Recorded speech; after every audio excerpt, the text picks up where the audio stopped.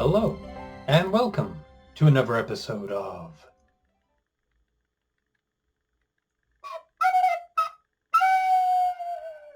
News from the Gelding. Okay, so today, as I don't have much in physical terms to show you, I thought I'd talk about the new year and the second book that I'm writing. Now, as I've been spending most of my time over the last couple of months writing the second book, obviously I don't really have a great deal to show you in terms of that process. What I can talk about is, I suppose, how close I am to finishing it.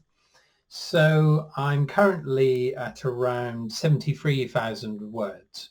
And as the first book, James of Galendar, was around 95, I'm probably aiming for around that figure, but the book will determine itself. I think perhaps it's going to be around the 90 mark, perhaps, but I don't really have a firm figure in mind. I'm still hoping to have it released in the spring. And you might be thinking, well, if you still haven't even finished your first draft, then how can it possibly be ready in that time? But due to the way I work, by the time I've written it to the end, it will be largely complete. And so there's different terms of describing these different approaches to writing. There's outliners versus discovery writers, or as George R. R. Martin says, gardeners versus architects. Basically, this means you either plan a book from beginning to end initially and then fill it all in, or you have a vaguer idea or a more generalized idea of what the book's going to be about, and then you just start writing it and see what kind of happens as you go. That's the way I write. I find it far more interesting for me as a writer to explore a story as it comes. And in so doing, quite often the story, I come up with characters and situations that I could never have envisaged at the beginning. So for me, it's more of an organic process. But in so doing, I find that I need to make my writing quite clean as I go, because so much hinges upon what happens at a particular time. And as I write chronologically, my stories are mostly about traveling, a quest, if you will. Then what I write in the early stages can, even if it's a very small change, it can impact quite heavily on what's to follow. So I like to make sure that I'm pretty confident that what's come before is solid, so that what comes after won't necessarily need to be rewritten 100 times over. Even so, I still find occasionally I have to rewrite different parts for different reasons, but that's just normal. I think that's just normal. So by the time I finish this first draft, which will hopefully be next month, I think, I'm doing quite well. I think it will probably require a couple of passes, another couple of stages of editing. So the next stage will be to go through it and make sure the flow is correct, that it's not too overdone, because I have a habit of overwriting things sometimes. And then another pass just for grammar and mistakes, things like that. So anyway, I think there's a fairly good chance that it's going to be published in April or something like that. Okay, so before last year, I did a couple of things towards this book already in terms of the artwork for it. So you might have seen on a previous episode the lino cut that I did for the coming book. So this is what I use for the title page in James of Galendar. This is that one. As you can see, it's the title page title and then just a simple design. So this one is for the book. That's done. I'm still trying to settle on a name for the book itself, so I'm going to wait until I've got that certain before I make the title page. But that's done, more or less, in the can.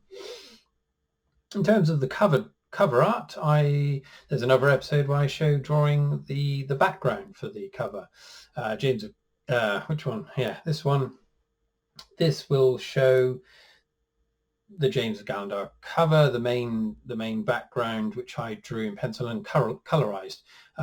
This one is along the same lines, keeping the same central window, but with a kind of woven design. And I've since done some experimentation in colorizing it, and I think at the moment it's going to be red, but I'm not 100% sure. So anyway, that's done as well. So all that's left to do on the art side of things is the painting that I'll have to do for the central window. And if you remember, the painting I did for the first book took me about a month. So I'm hoping to get that done quicker this time. But it probably won't. It just take ages. So that's a very big part of it, and I haven't even really. I've dabbled on with some ideas for the what the design will be, but I think I'm just going to kind of wing it and see what happens on the canvas. Much the same as I do when I'm writing. Let's just see what happens, and we'll go with that. If it's no good, I'll just do another one. Okay, the last thing to do is that I need another map. So in the first book, we've got the map of the Gelding, which is where the entire first book takes place. And I've also got this other diagram that shows the main parts of the citadel, which features quite heavily in the first book as well. But in the second book, I suppose 2/3 in or so, it goes beyond the Gelding to a land called Fentia. So I need a map of that, ideally. And so I've started working on that. I'll show a picture now of the last drawing I did for it is in my sketchbook. As you can see, it's fairly detailed, perhaps too detailed. I'm not quite sure how much detail to go with or the style that I'm going to go with. For the map of the Gelding, I wanted it to look as though it had been carved or perhaps printed from a wood cut block, wood block print. With this one, I might just use pen and ink and just go with that, because the other one took, I think the approach I took well, it's 100 hours or so. It's just ridiculous.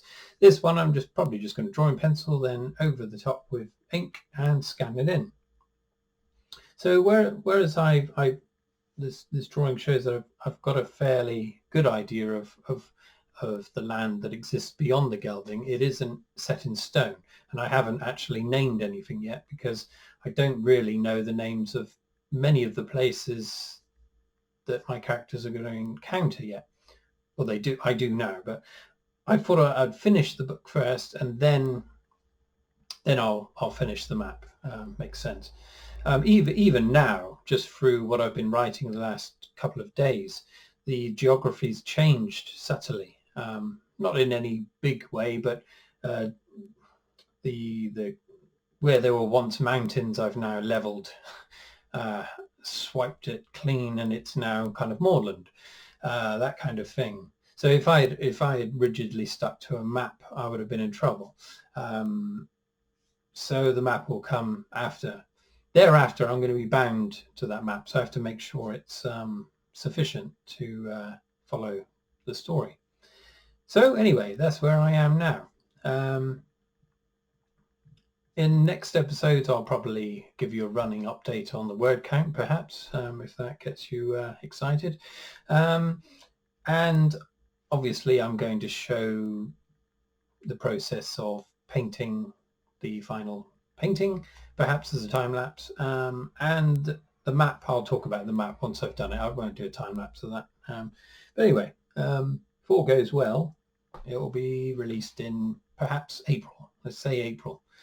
In terms of plans for the rest of the year, they're slightly more ambitious. I don't think it's going to happen. I'm not going to be able to do it, but I planned to have the third book out before Christmas of this year. Now that would require an incredible push indeed. Not to mention all the artwork that would be needed for it. I wouldn't need any extra maps because that's all done. That would all be done by then. But yeah, the writing itself might be a problem. I saw a tweet from Brandon Sanderson recently saying that in one day he had written 19,000 words.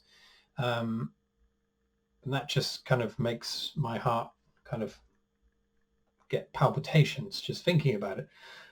On a good day, I'll perhaps write 2,000, perhaps. But if you were to read those 2,000 words, you would quickly see that they're pretty much rubbish.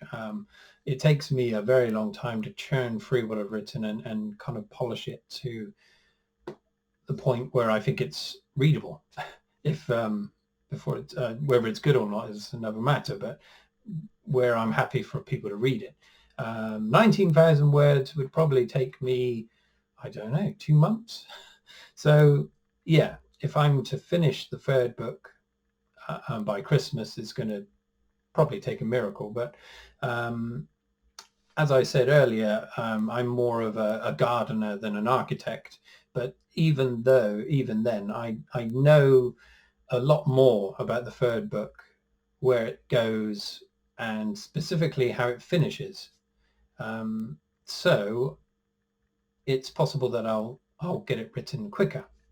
That's the plan. First book was similar in some ways. I had a fairly good idea where that was going, even though it went all over the place. The way it changed on what I'd planned, vaguely planned. The second book was far more open, and I've really let my imagination go where it's wanted to go to a certain degree. But that also made it harder to write.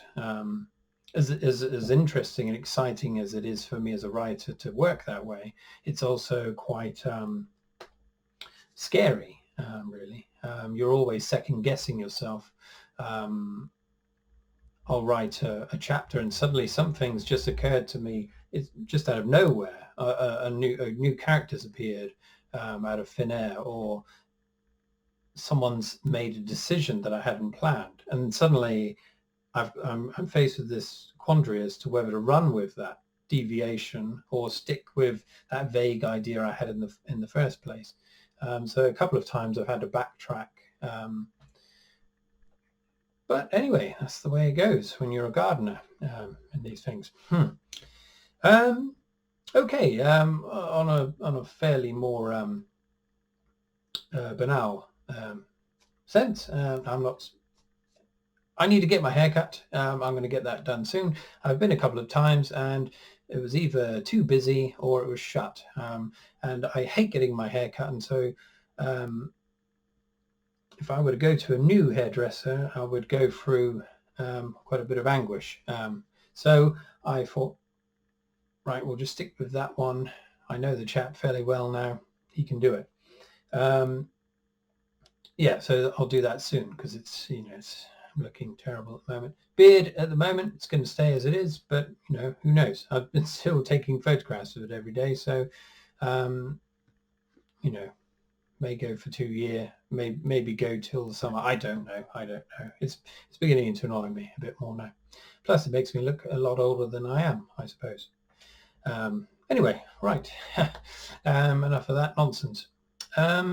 I think that's all to talk about for now. Sorry, I haven't got more to show you. It's just me rambling on. But if you're interested in the second book, then there we are. There's a bit of information. I think in a future one, I may just show you a video of me working, how I write, Perhaps. I'm not quite sure yet. But anyway, that's for another time. Right, I better go now.